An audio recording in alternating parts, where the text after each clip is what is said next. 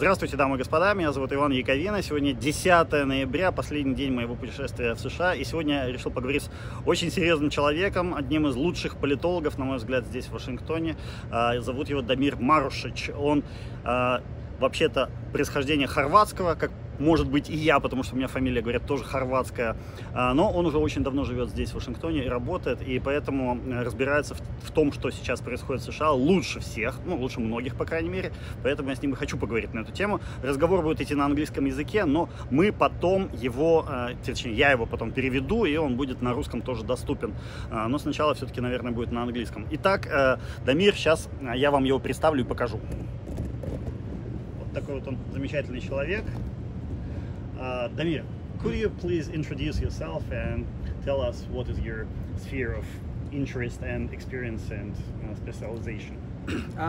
Hello, I am... Put it a little bit closer to you. Yeah, I am currently senior fellow at the Atlantic Council here in Washington. I have worked in politics and specifically worked at a political magazine here for many years. And now I'm working on a book about American foreign policy. So could you please tell us what's going on right now in American politics? Because I'm super confused about the situation with with Trump, who doesn't want to concede actually the election. Well, what's going to happen next? I think, does he have any strategy? How do you think, Trump? It's hard to tell right now. I'll tell you honestly.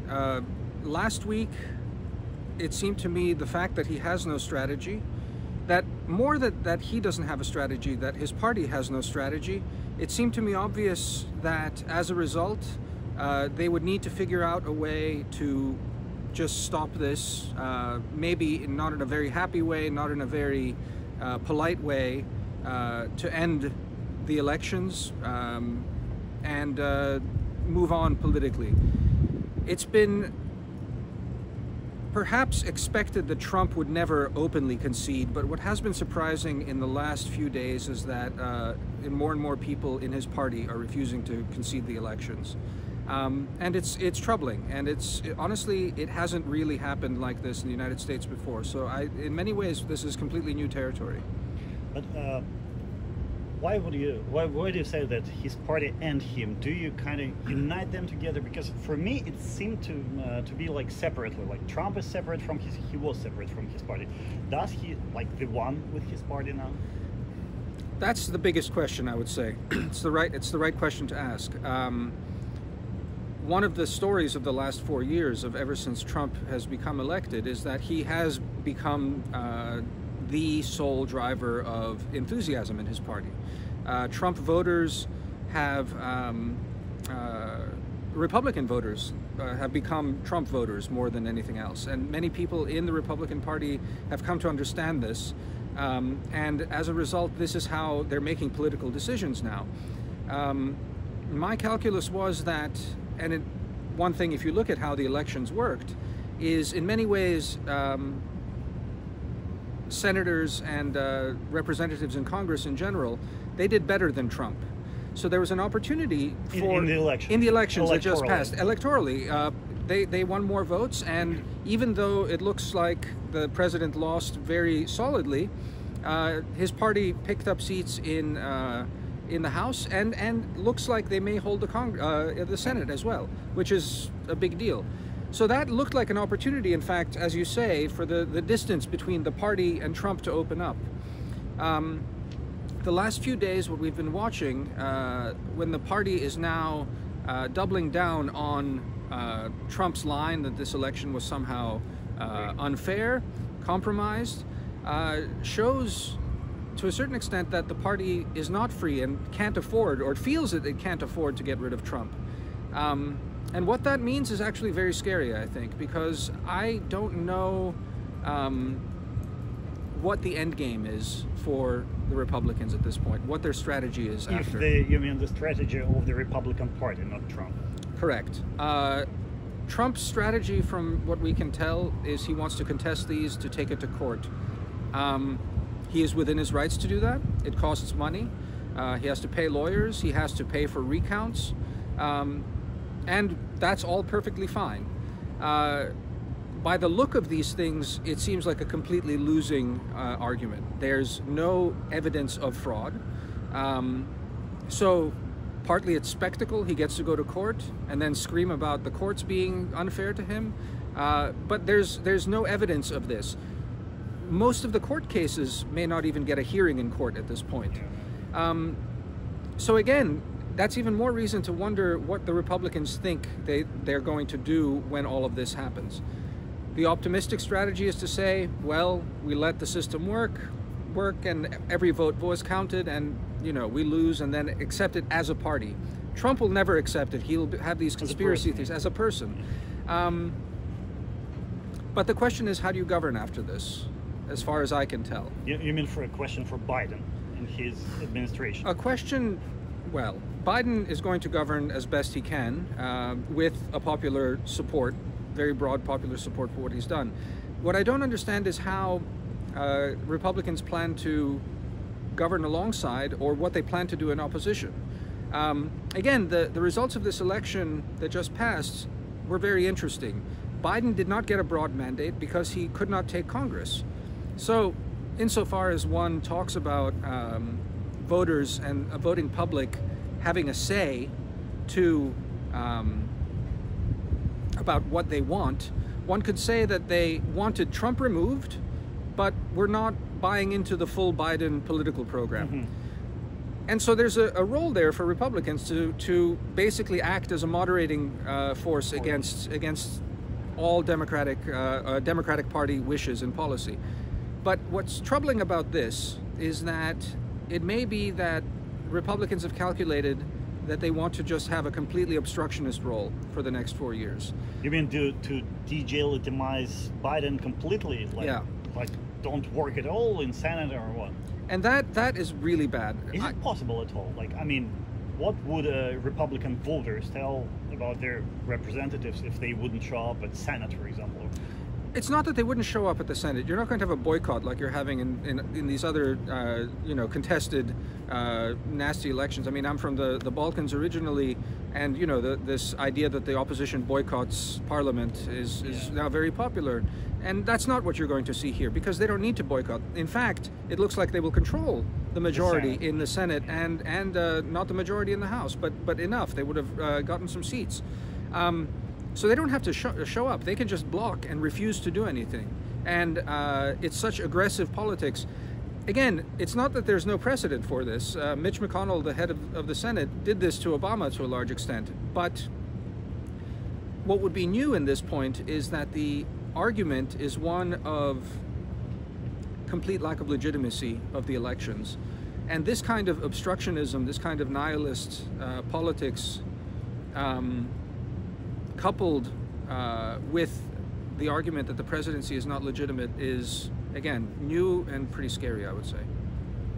Well, but what could be the consequences of such a, obstructionism? Yeah, there are not going to be any laws adopted, or what will happen in reality? I mean, physical reality. So, I mean, very practically, it's not. I don't think many people have really thought through how this works and what the plan is. Because it sounds, it sounds like a destruction of the America. Yes, it does. It sounds. It's. Look. So here's the thing. I wrote an essay about this a couple of years ago. It is interesting to look at America since the end of the Cold War. There was a speech in 1991 at the Republican convention by Pat Buchanan, who's a right-wing populist back then, and he made the speech then in 1991 saying the Cold War is over. We have won. We have defeated all of our enemies. Our enemies are inside the country now. In 1991, he gives this speech. Who are the enemies inside the country? In that point, it was Bill Clinton. It was the entire liberal thing. Democratic Party. It was the liberal idea in America that was against traditional American values, and that was his speech back then. So you mean he didn't consider liberal Americans to be Americans? He was like enemies of America. He used the word enemies, if I remember correctly, in the speech. That this was the sort of, it was the beginnings of the culture war. Now, the culture war existed before the end of the Cold War. It was part of American stuff, but it's a very important speech in 1991 that comes out then. It's worth, for your audience to look it up, and you can read it. I've never heard about this speech. I will do it. The interesting thing then, if you look at it, is therein begins an entire campaign to delegitimize Bill Clinton's presidency. That if you go back through the history, all the Whitewater investigations, led to the suicide of one of their aides. And, I mean, the Clintons, like many politicians, it was not the cleanest thing, and some things are political. And that all culminates in the Monica Lewinsky thing of really an investigation about nothing that leads to sexual misconduct by the president. He lied. He lied. He definitely lied, and there was an impeachment about that. But when you consider that this is the process of 8 years of a process of trying to take down the president one way or the other. George W. Bush has a very close run.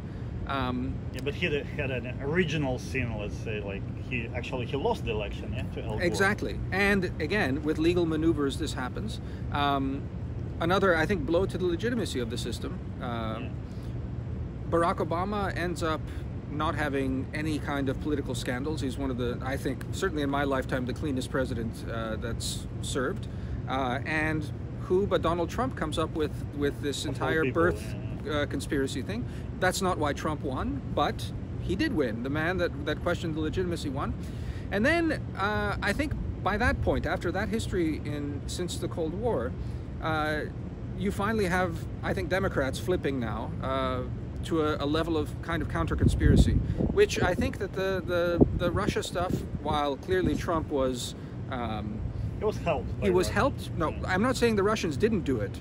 I'm just saying that this idea that there was a grand conspiracy between the Kremlin and Trump to instill him, and I mean, the level to which the conspiracy in this country rose in very mainstream media sources, like CNN, like New York Times, all of them. Now, again, in the opinions, I think the journalism was very solid and very measured, but it's in the bloodstream in many ways, in the political discourse in this country. So what you have at that point now is a counter delegitimization of the last 4 years. Many people in this country don't think that Trump was a legitimately elected president. So we've had 4 years of an illegitimate, in many people's eyes, an illegitimate presidency.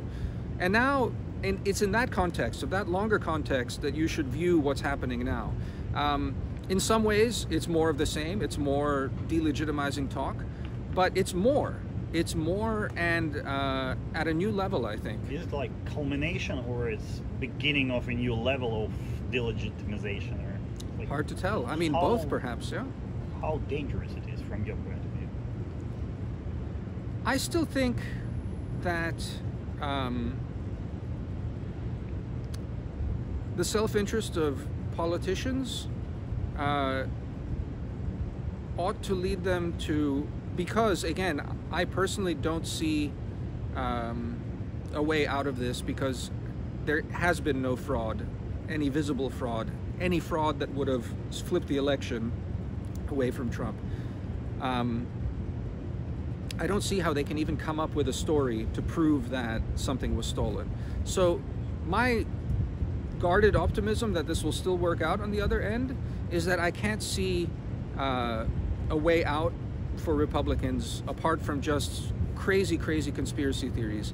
And I do think that there are just normal cynical politicians that don't necessarily want that. They just want to govern and have a thing, and that those represent. I may be wrong about that. It may be that the only way that they feel that they can govern at this point is to commit to this craziness and do it, which would be very bad. And I don't have a prediction for what that would look like. But you live here, you talk to people, and how do you think all these Republican representatives and senators and all the other politicians, are they enthusiastically going to follow this path, like go down this road, or are they just compelled by Trump, who's basically took them as a hostage?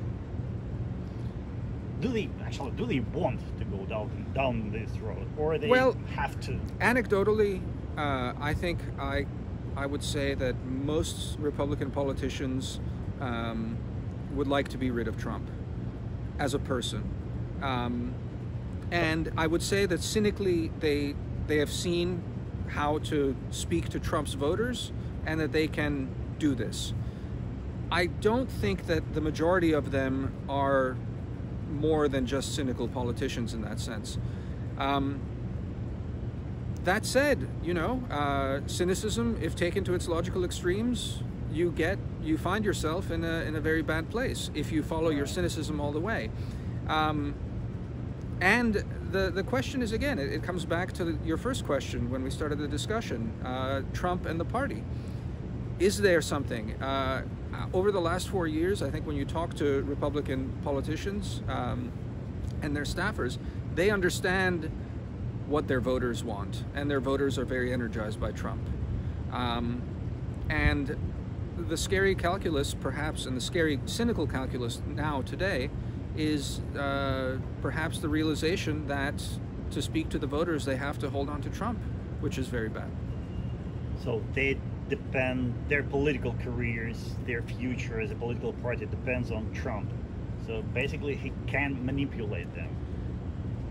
My answer to that is we will see in the next 2 months the extent to which that is true or not. And that's really why and what everyone in Washington right now is looking at very closely, all of us here that work in this town, is to see the reality of that, the extent to which it's possible. Yeah, and what is the strategy of Democratic Party? What are they thinking about? If you know, or maybe you've been talking to them, or I don't know, because it's very unusual situation. Probably never happened here before. So like they should have some sort of strategy to get out of the situation and save the country, probably save democracy. Okay. I mean, the question is, what institutions are there to do this? Ultimately,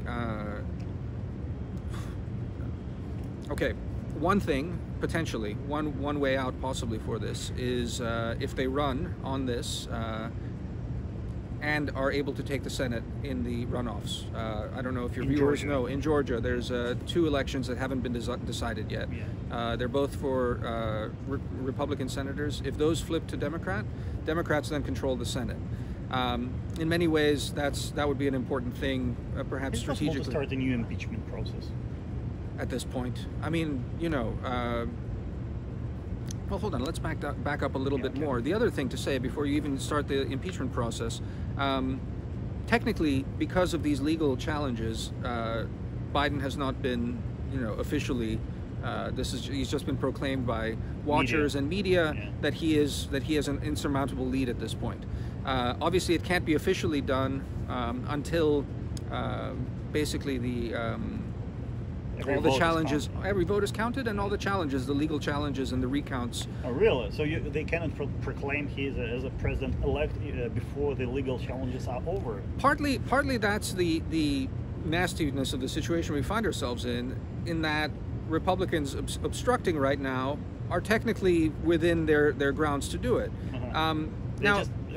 They ruin the tradition and like. It's more than tradition in the sense that. Again, for me, they're not like the law is still kind of okay. Yeah, I mean the rule of law is still fine. No, the law's not being violated or anything like that. I mean that's important to keep in mind in all of this. Again, it comes back to the question of legitimacy for me, though. Now, look, the media in the last 4 years has become very partisan, and that's true. Trump has radicalized the media in this country. In a reaction to him, it has become very, very, very partisan. And so, therefore, the media calling the election and saying, but the media is not making this up. The numbers are very large. Bush won, or it was contested by some 500 votes. Yeah. We're talking 10,000, 12,000, 17,000 votes right here. This is not such a small margin that a recount is going to do it, and it's in several states. It's not like it's one single place where one corrupt person could have changed the tally one way or the other. It's too big at this point. So again, it comes down to the question of what do they think they're doing? If they think, well, we need to let the president do his legal challenges, and we need to stand by him while he does this, and then when all the legal challenges come up empty, we'll say, well, so it goes, we're in a democracy, goodbye, Mr. President Trump, have a great life. We're okay. And then you get this normal partisan politics, which If they hold the Senate, and it'll be very contentious, but it'll be normal. Like I said, though, what's troubling about it is that for the next month and a half, Trump supporters will be hearing from Donald Trump that the election has been stolen with no evidence. They will see court cases happening, and they don't trust the media's reporting of it anyway because of this. I'm watching Fox News for the last 2 days, yeah, and they're shouting about it was stolen. Get up and fight for our dear leader Trump. Yeah, everything like that. This is horrible, actually. It's poison. It's poison being injected into the bloodstream of the political bloodstream of the country, and yeah, that's very, very bad, very bad. Yeah. So Democrats basically they have to just wait and see what happens next. They cannot do anything. Right? The advantage that they have is that they won the election, and supposedly facts have something to do with it. But again, how do you stop Fox? How do you stop Trump? And how do you stop court cases from happening? I mean, again, it's that. For me, again, coming back to the main question, what is this poison and what does this do? Why is it so bad? Because again, if you look at it as this process, this long-standing process of mutual delegitimization, again, largely led by Republicans from 1991, but still a process of internal strife that delegitimizes the system. That's very bad. Again, your viewers should know American politics is always very contentious and always very ugly. I mean, it goes back to the founding, and it's not a new thing that politics are ugly, that democratic politics in America are ugly. What is new, I think, is the delegitimization of the system and this kind of narrative that the election is being absolutely stolen and manipulated. That's novel in the modern times. That's crazy, actually, a little bit. And what do you think about Chinese, Russians, Iranians, and who else? I don't remember. Who didn't congratulate Biden with the victory they told? They're participating in delegitimization of Biden. Does it play any role here, or nobody cares? I don't think it plays any role. I mean, I think they're playing, rolling the dice ultimately. Look, as you said yourself, they're helping in the delegitimization, but on the margins, basically. You know, maybe Trump can say, you know, these leaders haven't. I've heard none of it being mentioned, and no one's really paying attention to that here. Look, the beauty for all of these countries is they don't have to do anything. They can just sit and watch us, you know, tear each other apart, and that's good for them. I guess, you know, maybe it's for domestic consumption that they feel like they even have to say something. If I was, you know, advising the Russians or the Chinese or the Iranians for their interests, I say just be quiet. You know, it's no good, because there will be an America after this. So all the European allies, they actually congratulated Biden. They told we consider him to be the next president. And one more thing, I just really wonder, what does Trump really want? Does he want to stay a president now, or he wants to kind of go to the woods for a while and then re-become a president in 2024? Like, what's his deal actually? What does he want? Does he really want to stay to be a president now? There was a book that came out right after Trump was elected. I can't remember the guy's name that wrote it, but it was one of these tabloid journalists that made it into the White House, and he was just allowed to sort of sit for the first few months. It was called Fire and Fury. Woodward. It wasn't Woodward. No. Well, anyway, you can look it up later and put it on the thing. And it was, you know, basically a gossip book. And I think it relied very heavily on Steve Bannon, who was sort of, especially towards the end, was giving a lot of gossip. But the theory that emerges there is that Trump never wanted to win in the first place in 2016. That there was just complete and absolute shock. I'll wait until this stops. Helicopter is flying around. Who is this?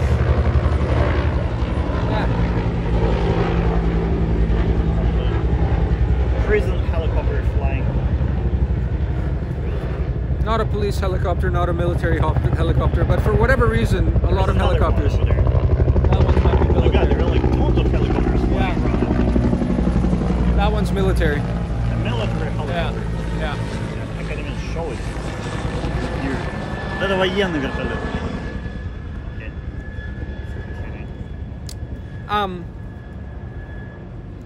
Yeah, and the theory in that book was that Trump never really wanted to get elected. That there was a big shock, and then when he was in fact elected at the end, it was just you know, he went at it and then did what he did.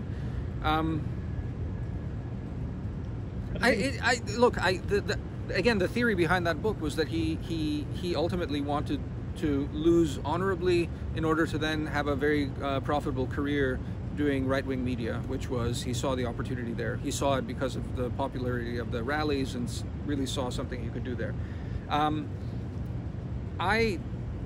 After 4 years, I think it would be wrong to say that that's all he still wants, is to just retire to have a media or something like that. He's tasted what this is. Yeah, it's basically like you are the most powerful person in the world, and that's right. Being a narcissist, I think, is like very addictive to him. Absolutely. Yeah, look, I mean, having that kind of malignant narcissism, it pollutes everything, and just, you know, I mean, that's, I think, one of the things about Trump is that Trump's entire personality has affected this country because of having someone like that in the core position. I do think that if he loses, and if there's no way forward for him, he will never concede, and then he will go become a right-wing media personality, for sure. There's another one. Same one coming back.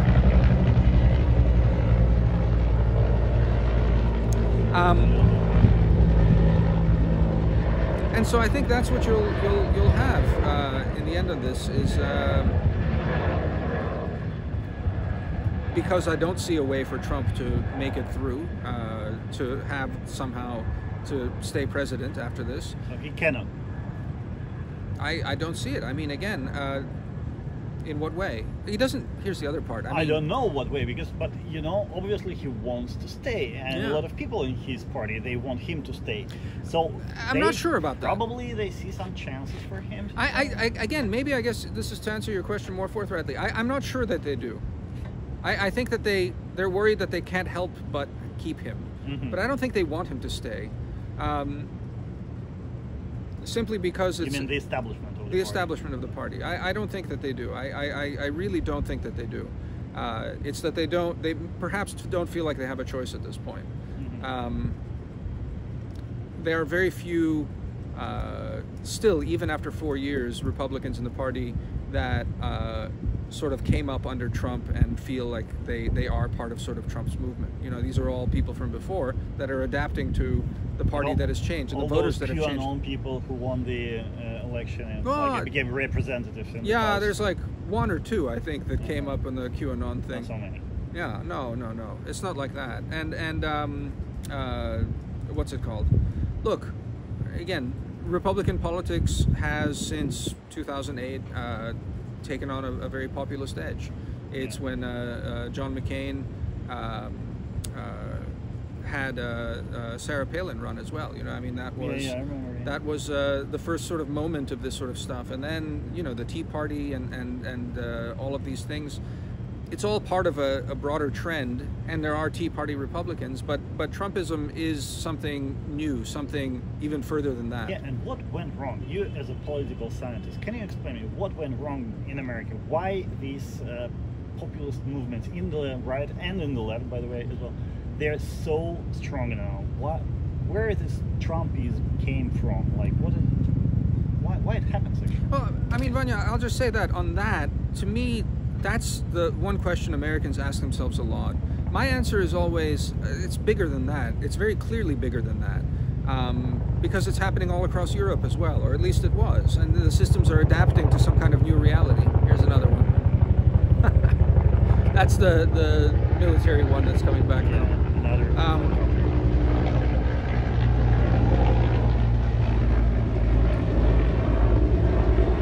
So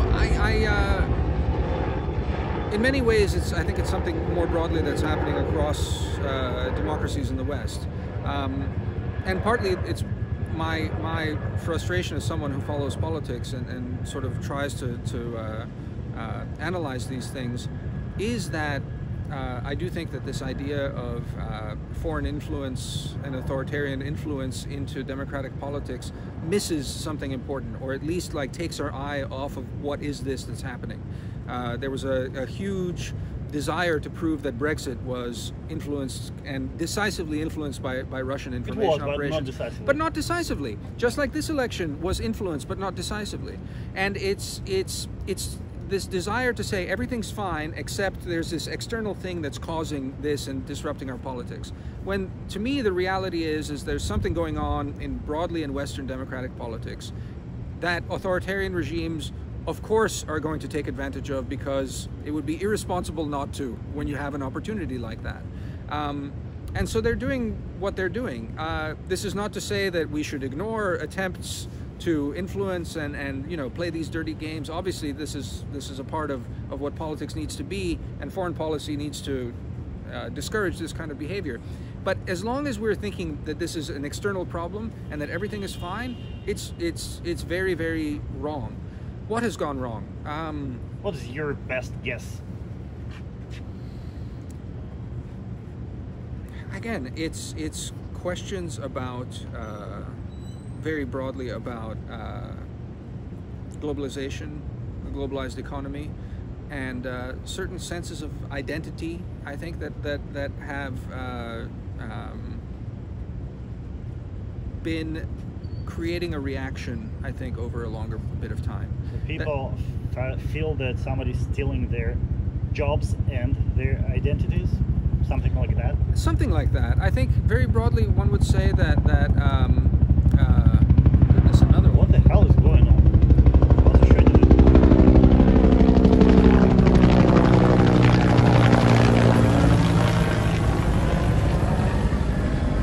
Is this normal at all? There is another one. Yeah. So, is it normal?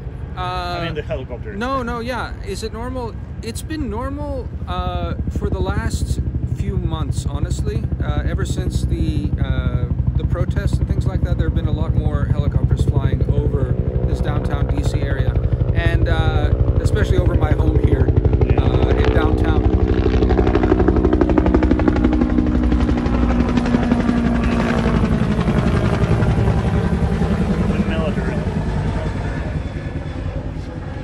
Yeah, that's, I mean, they have the little flag and the stars underneath. Both two of those are official helicopters, not private government ones. So yeah, it's the question of prosperity and I think this kind of broad ideology that, you know, identities don't matter, nations don't matter, culture doesn't matter, religion doesn't matter. It creates, I think, an opportunity. TikTok matters. TikTok matters. Well, that's different. I mean, you're right. That's separate. The young generation, I think, is the one thing that no one's yet... This is still the older generation doing politics and things like that. This rising generation, the TikTok generation, how globalized politics in the age of TikTok and social media works, I don't know the answers to that. Me neither, although I have a YouTube channel which became pretty successful in 1 year, but still, yeah, no idea how it works. Well, I don't know if you've talked to my friend and colleague Karina Orlova. She has theories about the future of politics in sort of global celebrity culture. Yeah. She wrote actually a very good essay for the magazine I was editing about that, about the Joker moment in politics and what that means. But you know, I think the current moment, whatever it is one of I think just deep instability, where a political entrepreneur, which is what Boris Johnson is, which is what Trump is, which is what Viktor Orban is. Erdogan, absolutely. It's this political entrepreneurship. Is you see an opportunity, and you use it because you understand how to sort of communicate on this. There's not a shared ideology of any sort, except a kind of reaction to prevailing things, and a kind of just hostility, which I think motivates people at this point. How do you think, is it possible to reverse this course? Because, you know, even if now the Democrats will win and Trump will be kicked out, he will resurrect somehow, one way or another. Because it's not going to stay like this, especially after 4 years of Biden, who will probably, he won't be able to do a whole lot to improve the life of like this blue collar people here. So probably Trump or Trumpism will survive. Well, Trumpism will survive. I think that's for sure. There's no way it doesn't survive. Yeah, but is there a way to kill it for good? No, I don't think so. And again, if what I'm saying is at all correct about the analysis of where this comes from, it's not. Trumpism is not somehow external to the society. It's an expression of something that's happening. There's another one. Look at him.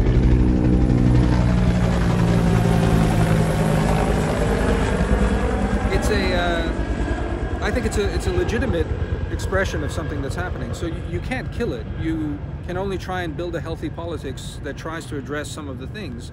And I think there's at least a valid criticism that however politics was being done before was not addressing this.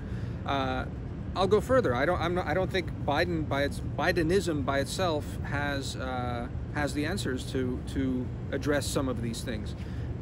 That's why ultimately one could be optimistic if the Republican Party is able to rid itself of Trump, and then through some kind of legislative compromise is able to come up with a politics of compromise. That would be very healthy. If they have calculated that that's not open to them and they just have to destroy Biden, that would be very bad. It's not. However, that's not the end of things, that if they are able to, for 2 years, block Biden completely, well, there's another set of elections in 2 years. Congressional elections, that's right. And it's conceivable, at least, that it becomes then a fight for the next 2 years to the public making the case, who is to blame for this? Mm-hmm. Is it, and I mean, it's not that the Republicans are now somehow, you can't get them out.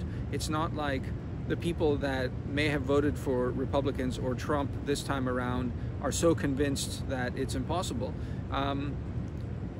In many ways, if you think about it and you assume that voters by and large take in what they can and vote rationally, it's kind of a loser strategy over the next 5-10 years for the Republican Party.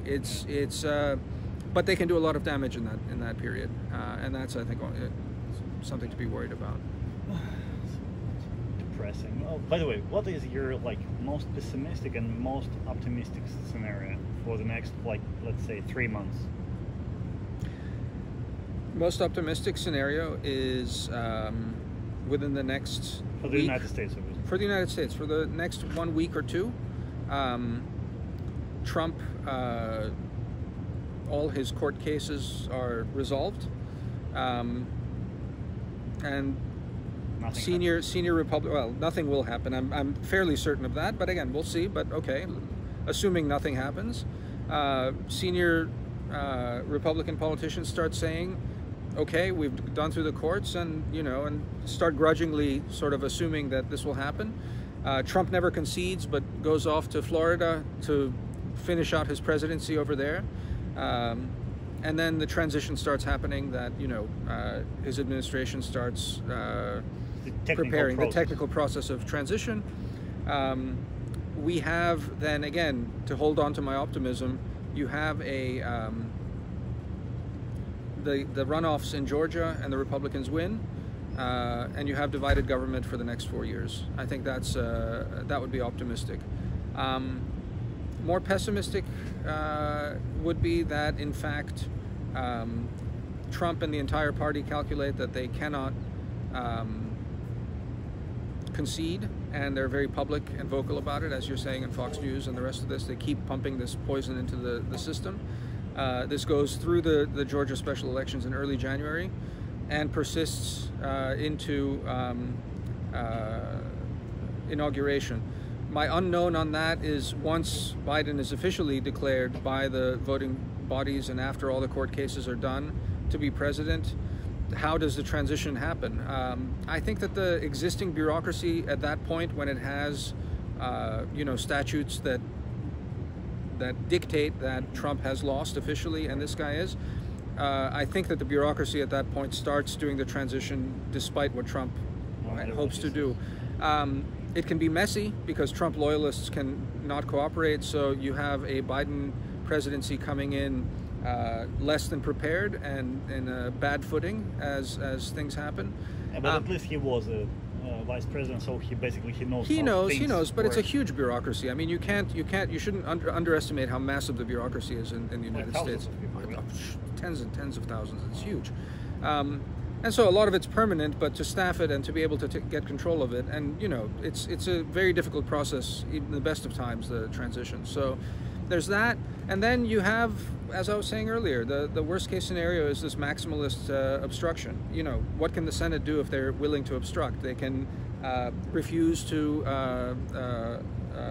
confirm cabinet appointees. So then the Biden administration doesn't have its top people.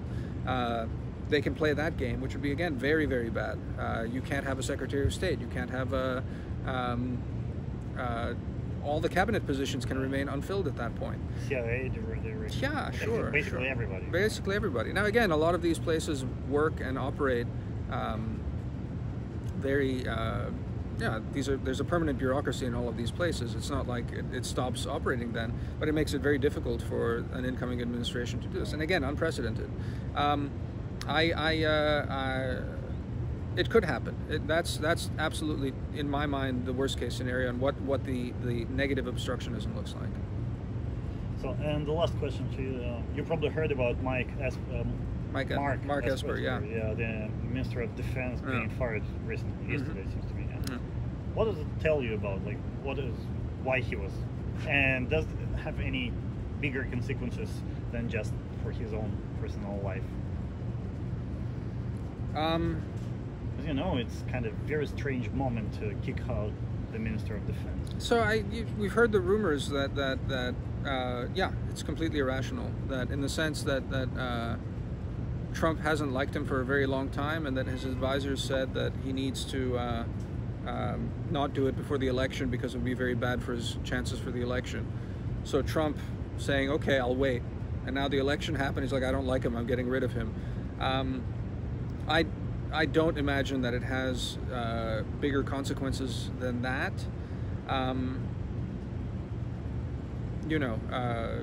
guess the dark speculations among some people is that this is some sort of preparation to, I don't know, like put his loyalist and have in the military. I doubt that. I think that it's not exactly how the military works in this country. Again, it's not that you just have the top guy in the Pentagon dictating.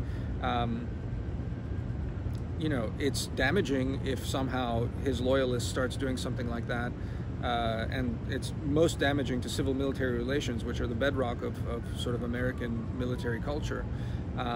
But I don't think that there's support in the military just because there's a loyalist in the Pentagon to be able to do something like that. If that's the darkest fantasy of people, I don't think that's what's going on. This was something that predated it, and it goes to show a certain kind of short-sightedness and just emotional bitterness in Trump, that he wanted to get rid of this guy before, and now senselessly he's just getting rid of him now, in this point. Okay, but he thanked him for the service.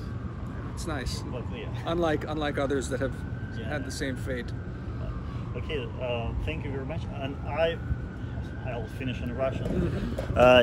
Так, меня видно нормально, да? В Вашингтоне вертолеты летают, все будет хорошо, а может быть не очень хорошо. Я надеюсь, что я вернусь сюда еще на инаугурацию, и тогда с Дамиром продолжим этот разговор и выясним, все ли так, как он предсказывал, потому что реально очень интересно. Мне кажется, ситуация невероятно крутая, но уже будем за ней наблюдать из Киева. Спасибо большое, Дамир. Большое спасибо и вам. Пока-пока. Пока.